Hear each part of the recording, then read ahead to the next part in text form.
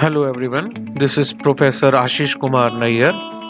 I welcome you all to my channel Prodigy Tutorials. So if you are new here, consider subscribing and do not forget to click the bell icon. Thank you. I welcome you all to this session on generic programming in C++. Today we shall look at the need of generic programming and shall learn how to create generic functions and generic classes in C++. So in order to understand the need of generic programming, I shall take an example of swap function. This is a very famous function that we have been designing and right from the day we were learning C language. In swap function, we try to interchange the contents of two variables. Now for this purpose, we generally take a temporary container and do the swapping. Basically होता क्या है कि अगर मैं आपको कहूँ कि एक कप है जिसमें टी है और एक कप जिसमें कॉफ़ी है और उन दोनों के कंटेंट्स को इंटरचेंज करना हो तो आप क्या करेंगे, आप एक टेम्पररी कप ले लेंगे, एम्प्टी कप ले लेंगे रादर, और उस एम्प्टी कप की मदद से आप चाय को एम्प्टी कप में डालेंगे, फिर चाय वाले कप में कॉफ़ी और फिर कॉफ़ी वाले कप में टेम्पररी कंटेंट को ट्रांसफ़र करेंगे। तो दो चीज़ों के कंटेंट्स को ट्रांसफ़र करने के लिए हमने सीखा है कि हम एक टेम्पररी कंटेनर ले सकते हैं। देखिए स्वैपिंग करने के लिए स्वैपिंग दो चीज़ों की आपने बिना किसी थर्ड वेरिएबल वाला फंक्शन भी सीखा है, हम उसकी बात नहीं कर रहे हैं। तो ये कुछ पॉइंट्स हैं जो हम आज देखने वाले हैं। Template is one of the most sophisticated and high powered feature in C++. Although not part of original specification for C++, it was added several years ago and is supported by all modern compilers. Using templates, it is possible to create generic functions and classes. हम अभी सीखेंगे भी कि कैसे बनाए जाते हैं generic function और classes. इसमें क्या होगा, जो आप फंक्शन बनाएंगे वो जनरलाइज्ड होगा। जनरलाइज्ड का मतलब है कि एक ही फंक्शन अलग अलग टाइप ऑफ डेटा वैल्यूज़ के लिए काम कर पाएगा। इसको समझने के लिए मैं आपको अभी बताता हूँ। जैसे कि मैंने बात की कि हम एक स्वैप फंक्शन का एग्जांपल लेके इसको सीख सकते हैं। तो आप यहाँ पे देखें, स्क्रीन के ऊपर एक स्वैप फंक्शन ऊपर येलो कलर फॉन्ट में दिखाया गया है। इस स्वैप फंक्शन में आप देखिए दो इनपुट आ रहे हैं, यानी ए और B will be the input to this function and using a temporary container we will try to interchange the values of A and B. अब यहाँ पे अगर आप ध्यान से देखें तो ये स्वैप फंक्शन ना तो इंटीजर्स के लिए बनाया गया, ना फ्लोट के लिए, ना कैर के लिए, मतलब ये किसी एक स्पेसिफिक डेटा टाइप के लिए ना बनाकर इसको एक जेनरिक टाइप एक्स के लिए बनाया गया है। तो इसका सिंटेक्स क्या होता है वो अभी मैं आपको समझा दूंगा, मगर आप ध्यान से देखें यहाँ पे मैंने एक्स लिखा हुआ है, ना कि कोई एक स्पेसिफिक डेटा टाइप।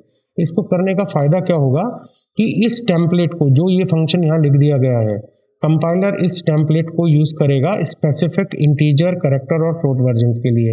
नीचे आप अगर मेन में ध्यान दें तो मेन में जो कॉलिंग हुई है यहाँ पे पहली बार स्वैप को कॉल करते समय दो वेरिएबल्स भेजे हैं, आई जे, और उनका टाइप क्या है, इंट। तो मैं कहना ये चाहता हूँ कि जब इंटीजर्स की स्वैपिंग की बात आएगी, क्योंकि अंदर जा रहे आर्ग्यूमेंट्स का टाइप इंट है, तो कंपाइलर टेम्पलेट यानी ये जो मॉडल, ये जो नमूना ऊपर लिखा है, टेम्पलेट को देखो हिंदी में बोले तो आप एक तरीके से नमूना कह सकते हैं।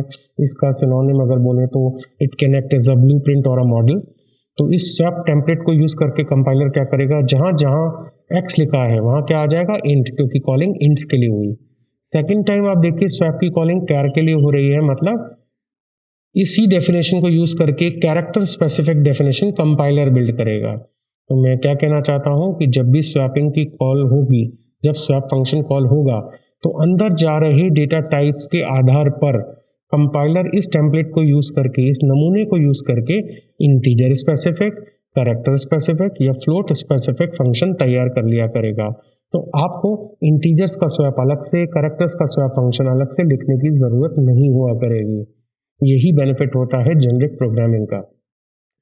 तो generic function or class, the type of data upon which the function or class operates will be specified as a parameter। मतलब टेम्पलेट से किस प्रकार की डेफिनेशन तैयार होनी है, इंटीजर स्पेसिफिक डेफिनेशन बनानी है या कैरेक्टर स्पेसिफिक डेफिनेशन बनानी है, वो अंदर जा रहे डेटा के हिसाब से तय किया जाएगा। Thus, you can use one function or a class with several different types of data without having to explicitly recode specific versions of each data type। इसका मतलब क्या है कि स्वैप का इंटीजर वाला फंक्शन, स्वैप का फ्लोट स्पेसिफिक फंक्शन, और swapping करने के लिए जिनको कि कैरेक्टर्स की स्वैपिंग हो, अलग से स्वैप लिखने की ज़रूरत नहीं होगी, एक ही टेम्पलेट को यूज़ किया जा सकेगा। अब सवाल है कि जेनरिक फंक्शंस बनाए कैसे जाते हैं, ये उसकी डेफिनेशन है। जेनरिक फंक्शंस बनाने के लिए आपको एक कीवर्ड यूज़ करना हुआ पड़ेगा टेम्पलेट, आगे एंगुलर ब्रैकेट्स में लिखना होगा क्लास टी। ये क्लास एक कीवर्ड है।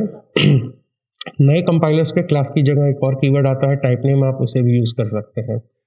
मैंने कीवर्ड बोला टाइप नेम, वो नए कंपाइलर्स पे चलेगा, पुराने कंपाइलर्स में क्लास वाला ही कीवर्ड काम करता है।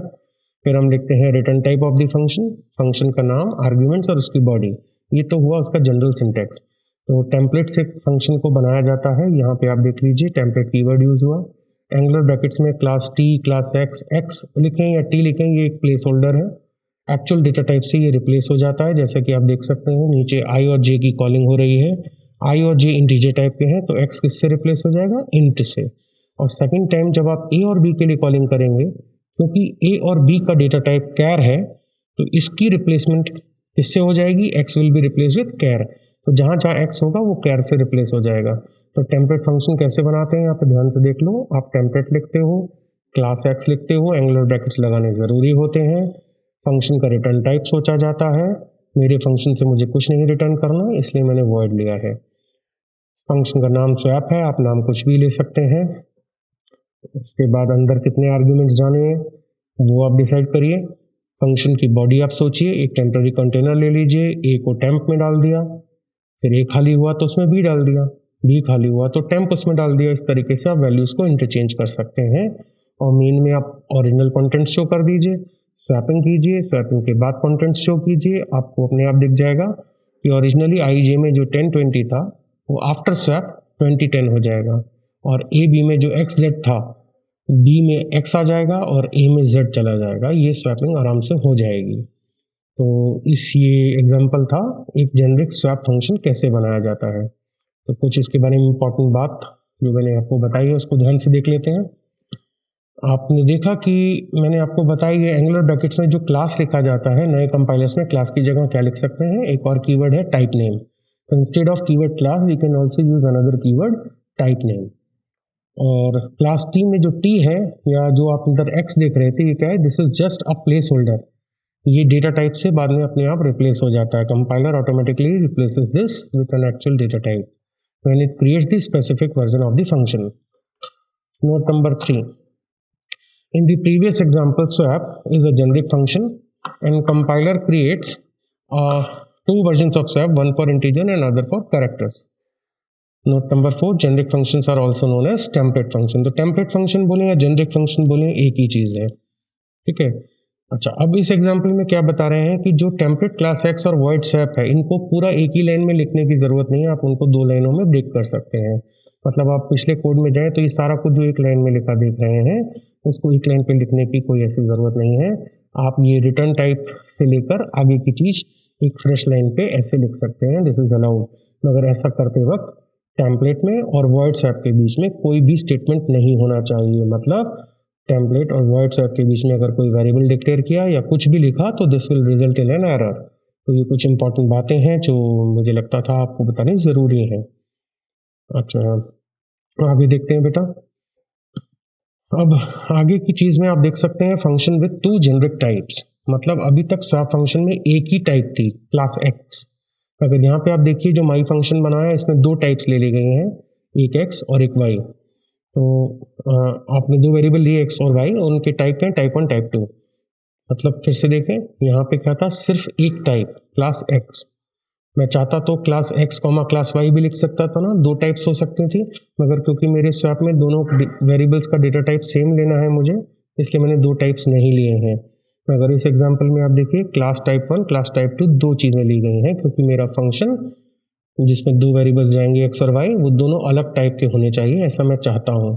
तो मैंने ले लिया टाइप 1 एंड टाइप 2 और इनको सी आउट कर दिया। मेन में देखो ध्यान से, जब मेरा माई फंक्शन कॉल हो रहा है पहली बार मैं एक इंटीजर और एक स्ट्रिंग को भेज रहा हूँ। तो पहला वेरिएबल जो है वो इंटीजर टाइप है, दूसरा स्ट्रिंग टाइप है। मतलब ये टाइप 1 क्या हो जाएगा, इंट, टाइप 2 क्या हो जाएगा, स्ट्रिंग। और सेकंड टाइम जब मैं फंक्शन कॉल कर रहा हूँ तो एक लॉन्ग डबल वैल्यू और एक लॉन्ग वैल्यू को भेज रहा हूँ। तो 98.6 को फ्लोट नहीं बल्कि लॉन्ग डबल बोलिए, और 19L का मतलब होता है लॉन्ग वैल्यू। लॉन्ग वैल्यूज़ के साथ नए कंपाइलर्स पे L लिखना चाहिए ताकि क्लैरिटी मिले कि ये इंट नहीं बल्कि लॉन्ग वैल्यू है। तो पहली बार फंक्शन कॉल किया इंट और स्ट्रिंग के लिए, अगली बार कॉल किया लॉन्ग डबल और लॉन्ग वैल्यूज़ के लिए। तो जब सेकंड कॉलिंग होगी तो कंपाइलर क्या करेगा, इस माई फंक्शन टेम्पलेट को यूज़ करेगा और जहाँ पे टाइप 1 था उस जगह लॉन्ग डबल आ जाएगा, जहाँ पे टाइप 2 था वहाँ पर लॉन्ग आ जाएगा। ठीक है, तो एक ही टेम्पलेट को यूज़ करके दो डेफिनेशंस उसने बनाई, तो ये क्या हुआ, function with too generic types. ठीक है, आप दो जेनरिक टाइप, तीन जेनरिक टाइप, जितनी मर्जी ले लीजिए, आप कर सकते हैं। मतलब टेम्पलेट में class type 1, class type 2, class type 3 आप ऐसा कर सकते हैं। अब इस टॉपिक में बात हो रही है explicit overloading of generic function. वैसे अगर आप सोचें तो जेनरिक फंक्शंस जो होते हैं बेटा वो बाय डिफ़ॉल्ट अपने आप ओवरलोडेड ही होते हैं, मगर उनको एक्सप्लिसिटली ओवरलोड भी किया जा सकता है। इम्प्लिसिटली वो ओवरलोडेड होते हैं, मैंने ऐसा बोला, मतलब बाय डिफ़ॉल्ट ओवरलोडेड का क्या मतलब, अगर आप रिकॉल करें तो ओवरलोडिंग क्या होती थी, हमने ओवरलोडिंग में क्या सीखा था कि फंक्शन का नाम सेम रहे, अंदर जा रहे आर्ग्यूमेंट्स के टाइप अलग हो जाएं या क्वांटिटी अलग हो जाए। तो देखिए अंदर इंट और स्ट्रिंग गया, सेकंड टाइम में अंदर लॉन्ग डबल और लॉन्ग गया। आपको नहीं लगता कि अंदर जा रही चीज़ों की टाइप बदल रहे हैं और नाम सेम है, तो हम कह सकते हैं कि हमारा ये फंक्शन बाय डिफ़ॉल्ट ओवरलोडेड था, इम्प्लिसिटली ओवरलोडेड था। यस, जेनरिक फंक्शंस अपने आप में ओवरलोडेड होते हैं, मगर उनको एक्सप्लिसिटली ओवरलोड कैसे किया जाता है अब हम आपको वो बता रहे हैं। तो ये एग्जाम्पल को ध्यान से देखिए, यहाँ पे एक स्वैप फंक्शन लिखा है। ये स्वैप फंक्शन आपने देखा था इंटीजर्स, कैरेक्टर्स, फ्लोट, किसी भी तरीके की वैल्यूज़ को स्वैप कराने में केपेबल है, मगर फिर भी आप अपने प्रोग्राम के अंदर इंटीजर्स का एक अलग से स्वैप फंक्शन बनाना चाहते हैं, जिसकी की कोई ज़रूरत तो नहीं है, क्योंकि ये इंटीजर्स को भी स्वैप कर सकता है। ऊपर वाला फंक्शन इंटीजर्स को भी स्वैप कराएगा, कैरेक्टर्स को भी स्वैप करा सकता है, मगर फिर भी आप इंट स्पेसिफिक स्वैप फंक्शन अपना बनाना चाहते हैं तो आप बना सकते हैं। ठीक है, तो अब क्या होगा, जब कैरेक्टर्स की स्वैपिंग होगी तो ऊपर वाली टेम्पलेट यूज़ होगी, फ्लोट की स्वैपिंग के लिए ऊपर वाली टेम्पलेट यूज़ होगी। ठीक है, मगर इंटीजर्स की स्वैपिंग के लिए कंपाइलर इसको यूज़ करके एक नई डेफिनेशन नहीं बनाएगा, रादर वो इस वाले को यूज़ करेगा जो कि इंटीजर्स के लिए आपने अलग से लिखी है। अब सवाल ये उठता है कि जब इससे इंटीजर स्वैप हो सकते थे तो अलग से इंटीजर्स वाला स्वैप क्यों बनाएं? तो उसको अलग से बनाने का कारण बड़ा सिंपल है। मान लीजिए मैं आपको कहूँ ए और बी को स्वैप करने से पहले ए और बी दोनों की वैल्यू को प्लस प्लस करें, उसके बाद स्वैपिंग करें, मतलब पहले ए और बी इंक्रीमेंट हो फिर स्वैपिंग हो, तो मैंने कुछ एक्स्ट्रा काम बोल दिया ना। अब इंटीजर्स के लिए खास तौर से मैं कुछ एक्स्ट्रा काम करवाना चाहता हूँ, तो फिर मैं अलग से एक डेफिनेशन लिखूंगा तभी तो होगा। आप यहाँ देख सकते हो ऊपर मैसेज आ रहा है इनसाइड टेम्पलेट स्वैप, मगर इंटीजर्स के केस में मैं मैसेज एक अलग सा देना चाहता हूँ, एक स्पेशल मैसेज देना चाहता हूँ, तो मैंने लिख दिया इनसाइड स्वैप इंट स्पेशलाइजेशन। ठीक है, तो आप इंटीजर्स का एक अलग से फंक्शन बना रहे हैं, इसी तरह से आप कैरेक्टर का भी अलग से बना सकते हैं। इसी को explicit overloading of template function बोला जाता है। दो इसकी कोई खास ज़रूरत होती नहीं है ज़्यादातर केसेस में, मगर अगर ज़रूरत हो तो आप ओवरराइड करके आप एक जेनरिक स्वैप को इंटीजर्स के लिए अलग से कोड कर सकते हैं। तो आप देखिए जब आप इंटीजर्स के लिए कॉलिंग करेंगे तो इंटीजर स्पेसिफिक डेफिनेशन कॉल होगी, मगर एक्स और वाई जो कि कैर टाइप है, ए और बी जो कि ए और बी कैर टाइप है सॉरी, और एक्स और वाई डबल टाइप है, डबल और कैरेक्टर्स के लिए तो जेनरिक डेफिनेशन यूज होगी, मगर इंटीजर्स के लिए इंटीजर स्पेसिफिक डेफिनेशन जो अलग से लिखी थी वो यूज की जाएगी। तो आप देख सकते हो यहाँ पे मैसेज इंटीजर्स के लिए अलग आ रहा है, बाकी कैर और डबल के लिए सेम जेनरिक मैसेज आ रहा है। तो explicit overloading of generic function इसी को कहा जाता है। Now overloading of a function template. Overloading of function template क्या कहता है, देखो यहाँ पे फंक्शन एफ है, यहाँ पे भी फंक्शन एफ है, मगर पहली बार वो एक जेनरिक टाइप के लिए है, अगली बार वो दो जेनरिक टाइप्स के लिए है। तो ओवरलोडिंग का एक रूप ये भी होता है कि जब आर्ग्यूमेंट्स की क्वांटिटी चेंज हो जाए, फंक्शन का नाम सेम रहे। तो ये एक अलग तरीके का एग्जाम्पल हो गया। पिछले एग्जाम्पल में क्या था, आर्ग्यूमेंट की क्वांटिटी सेम रह रही थी, सिर्फ टाइप अलग थे। मैं आपको दिखा देता हूँ, वो एग्जाम्पल वापस देख लीजिए। ये माई फंक्शंस जो था, आपने दोनों बार दो दो चीज़ें भेजी हैं, क्वांटिटी दो है, quantity is 2 but types are different. तो ओवरलोडिंग में यही तो पढ़ाया था कि अगर क्वांटिटी सेम हो मगर टाइप डिफरेंट हो तो ओवरलोडिंग कहते हैं। और दूसरा रूप क्या होता है कि क्वांटिटी अलग हो जाए, तो क्वांटिटी अलग हो जाए वाला एग्जांपल ये रहा। देखो पहली बार जब एफ बना रहे हैं तो उसमें एक आर्ग्यूमेंट भेज रहे हैं, अगली बार जब एफ बना रहे हैं तो उसमें दो आर्ग्यूमेंट्स भेज रहे हैं, तो क्वांटिटी अलग हो गई कि नहीं नंबर ऑफ आर्ग्यूमेंट्स की। तो ये भी एक तरीके की ओवरलोडिंग ही होती है। आप नीचे देख सकते हो एफ को पहली बार एक वैल्यू के साथ और अगली बार दो वैल्यूज़ के साथ कॉल किया गया है। So this is explicit overloading of a function template, wherein the number of arguments are different while overloading. अब सवाल ये है कि जेनरिक फंक्शंस के रिस्ट्रिक्शंस की बात होगी तो एग्जाम्स में अक्सर ये पूछा जाता है कि please state that generic functions are more restrictive as compare to overloaded function. तो बड़ी सिंपल सी बात है, ओवरलोडिंग ऑफ फंक्शन में जब आप फंक्शंस को ओवरलोड करते हैं तो हर ओवरलोडेड डेफिनेशन में आप फंक्शन की बॉडी को चेंज कर सकते हैं, मगर एक जेनरिक फंक्शन जो इम्प्लिसिट ओवरलोडिंग होती है उसमें बॉडी चेंज नहीं हो पाती। बॉडी चेंज नहीं हो पाती का क्या मतलब है, आप अपना स्वैप फंक्शन याद करें, स्वैप फंक्शन में तीन ही स्टेटमेंट है, temp equal to A equal to B equal to temp. तो आप इंटीजर स्वैप करें या कैरेक्टर स्वैप करें या फ्लोट स्वैप करें, बॉडी में स्टेटमेंट तो ये तीन ही रहेंगे ना, तो body of the function is not going to change. तो टेम्पलेट्स में body of the function may not change, मगर in case of overloading body of the function may change. तो रिस्ट्रिक्टिव क्या हुआ, रिस्ट्रिक्शंस ज़्यादा किस पे हुई, टेम्पलेट पे हुई कि उसकी बॉडी चेंज नहीं हो सकती, इस तरीके का एक प्रतिबंध, एक रिस्ट्रिक्शन लग गई। तो बात बिल्कुल सही है, generic functions are similar to overloaded functions except they are more restrictive. When functions are overloaded, you may have a different actions performed within a body of each function, but a generic function must perform the same general action for all versions. Only the type of data can differ. तो ये बहुत एक important बात है, exams में अक्सर interviews में भी पूछ लिया जाता है, तो हमेशा याद रखना जेनरिक फंक्शंस थोड़े रिस्ट्रिक्टिव इन नेचर होते हैं as compare to overloaded functions, क्योंकि ओवरलोडेड फंक्शंस में बॉडी चेंज हो पाती है, बल्कि जेनरिक फंक्शंस में बॉडी चेंज नहीं होती है, वो सेम रहती है। तो नेक्स्ट सेशन में आपको मैं पढ़ाऊंगा जेनरिक क्लासेस क्या होती हैं C++ में। अभी तक आपने जेनरिक फंक्शंस देखे, जेनरिक फंक्शंस कैसे बनाते हैं, वो उनकी ओवरलोडिंग कैसे होती है, वो सब हमने देख लिया है। अगले सेशन में मैं आपको सिखाऊंगा कि जेनरिक क्लासेस की ज़रूरत क्या है और जेनरिक क्लासेस कैसे बनाई जाती हैं।